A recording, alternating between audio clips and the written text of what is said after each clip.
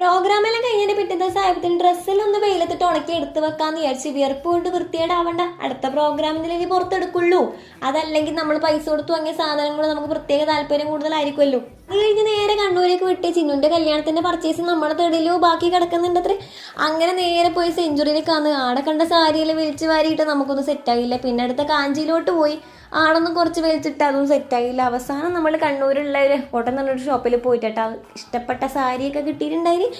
അങ്ങനെ പർച്ചേസിംഗ് എല്ലാം കഴിഞ്ഞ് വീട്ടിലെത്തിയപ്പോൾ തന്നെ ചിന്നുവിന്റെ ബ്ലൗസിന്റെ വർക്ക് കൊണ്ട് കുത്തി തന്നെ കൊണ്ട് ചെയ്യിപ്പിക്കലേനു. എന്നോടുള്ള വിശ്വാസം കൂടുതൽ കൊണ്ട് അളിയനെ വീഡിയോ കോളാക്കി നന്നായിട്ട് നോക്കുന്നുണ്ടായിരുന്നു.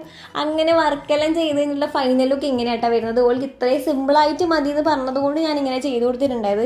അല്ലെങ്കിൽ കുറെ എക്സ്പെക്ടേഷൻ ഒക്കെ എനിക്ക് ഉണ്ടായിരുന്നു. പിന്നെ ആള് ഭയങ്കര സ്ലിം ആയതുകൊണ്ട് ഒരുപാട് വർക്ക് വേണ്ടാന്ന് പറഞ്ഞു. പിന്നെ മേക്കപ്പ് ലുക്കിലാണെങ്കിൽ ഓപ്പൺ എയറാ ചെയ്തത്. അപ്പൊ പിന്നെ വർക്കൊന്നും കാര്യമായിട്ട് കാണൂലല്ലോ എന്ന് പറഞ്ഞതുകൊണ്ട് ചെറുതായിട്ടൊന്ന് ഒപ്പിച്ചു കൊടുത്തു. വർക്ക് ഇഷ്ടപ്പെട്ടാണെങ്കിൽ ചാനൽ സബ്സ്ക്രൈബ് ചെയ്യാനും ലൈക്ക് ചെയ്യാനും കമന്റ് ചെയ്യാനും ഷെയർ ചെയ്യാനും മറക്കണ്ട കേട്ടോ. Thanks for watching.